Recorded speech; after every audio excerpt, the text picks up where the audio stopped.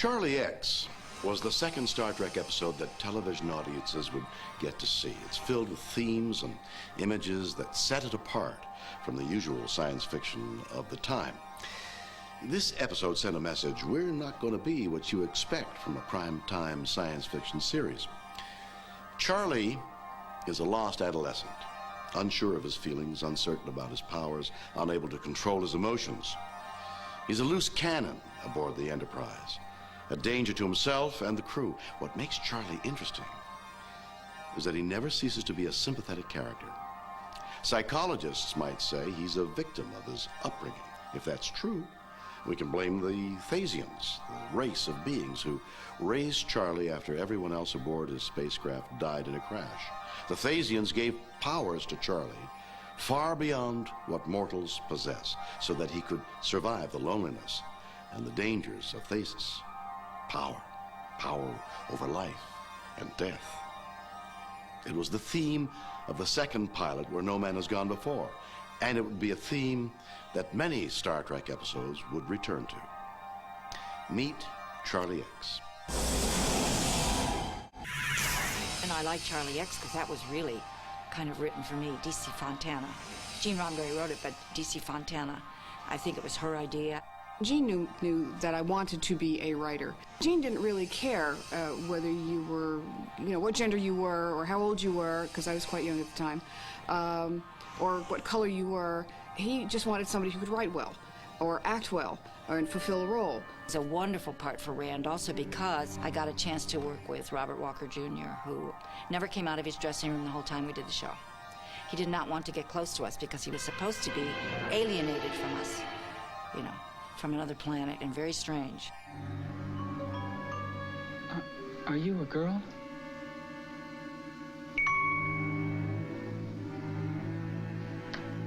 Is that a girl? That's a girl. When an opportunity arose on Star Trek for him to replace a story editor, he asked me if I would like to do it, because he said, you know Star Trek as well as I do. I did, and he did, and I became the story editor halfway through the first season and stayed on until the end of the second season. I think this show talked to people through the characters, their stories that speak to the heart. I brought you a present. Oh, thank you. I really appreciate it, but... They talk about love, they talk about friendship, they talk about loyalty, they talk about patriotism, exploration, curiosity, reaching out. And I think all those things still touch people. Even when you look at a 30-year-old show, it still has something to say. Robert Walker Jr., son of actor Robert Walker, who starred in Bataan and Stranger on a Train, turns in a riveting performance as Charlie. He is quite an accomplished film and TV actor with dozens of roles to his credits. Charlie's costumes were hand-me-downs from The Cage and Where No Man Has Gone Before.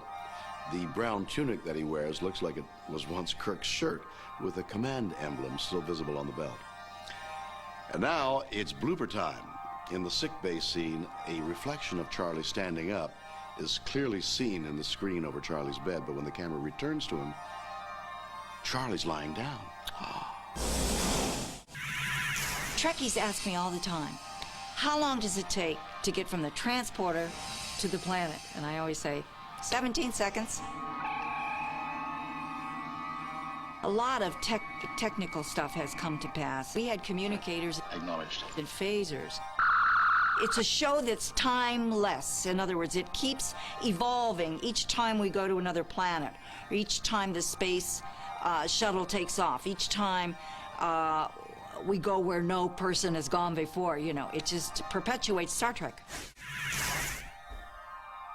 I started out on this show as a regular. I was told by Gene Roddenberry that this could develop into a serious role and could be Kitty to Matt Dillon, and could have a lot of scripts that would be very important, and that I don't think I ever was talked to about a promotion. I was the yeoman. I was really the bottom of the rung. I was the secretary, the valet, the confidant, the right-hand person of the captain.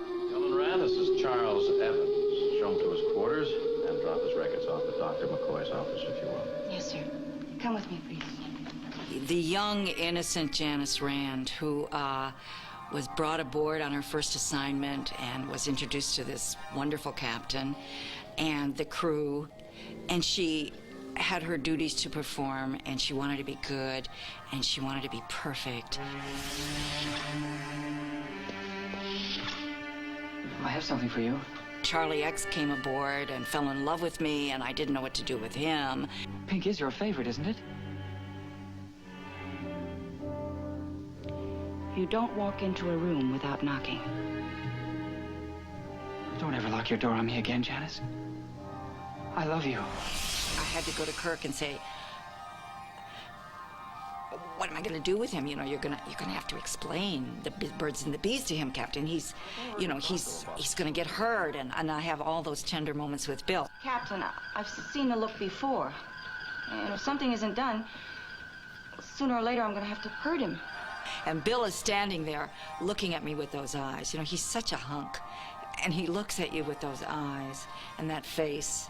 And you just, Rand would just melt. Charlie X was the first script by D.C. Fontana, who would become one of the most prolific Star Trek writers. D.C., the D for Dorothy, started out as Gene Roddenberry's secretary. Roddenberry had written the story but set it aside because it was short on action. Bob Justman, the associate producer at the time, convinced Gene to let D.C. have a crack at it, making the story work. She did, and it did, and she went on to write Tomorrow Is Yesterday, Friday's Child, and The Enterprise Incident, among others.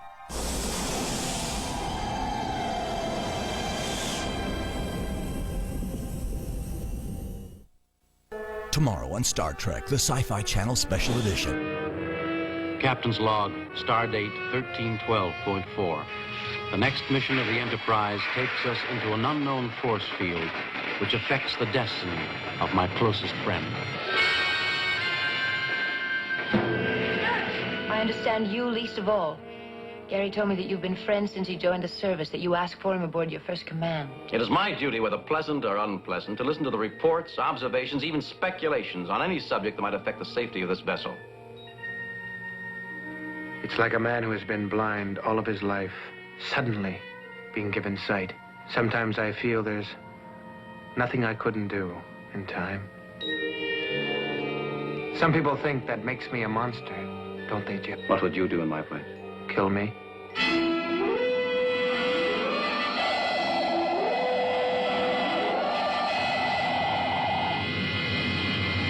Then, on Friday... Captain's log, stardate 1704.2, planet Psi 2000. The science party we were to have picked up has been found dead. Could be some form of space madness we've never heard of. Question. Could what happened down there to those people create any unusual danger to this vessel and crew?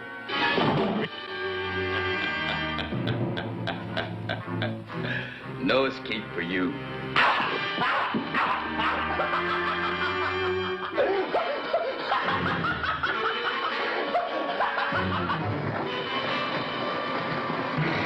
Have 14 minutes left. Even if we were under full-scale attack, I couldn't move any faster, not maintain a safety factor. You can't afford a safety factor. Hey, Joey, put the knife down. You let Joey, you just get less wet about it. Spend a whole lifetime learning to hide my feelings.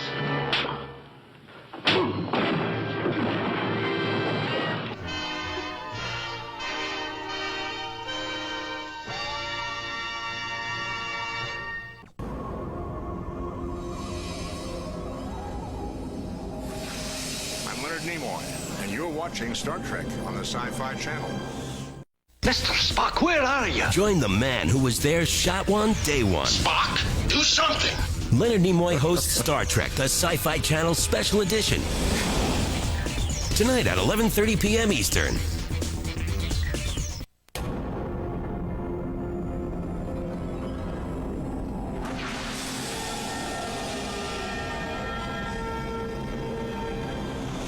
Growing up isn't easy, and adolescence can be painful and confusing.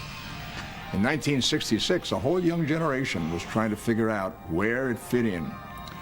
Charlie X was Star Trek's comment on the troubled youth of America. Adolescent angst. It's a theme that was rarely touched upon in the series. Charlie Evans was the last survivor of a doomed expedition to a far planet. And now, it's up to the crew of the Enterprise to bring Charlie back into society. Is Charlie ready for society? Or perhaps the better question is society ready for Charlie? One thing is certain, and that is that the Enterprise has never encountered anyone like Charlie X. Robert Walker Jr. played Charlie Evans. His portrayal of Charlie X is both horrifying and sympathetic. Seems that Robert had acting in his blood because his father, Robert Walker Sr., starred in many films, including the Hitchcock classic Strangers on a Train.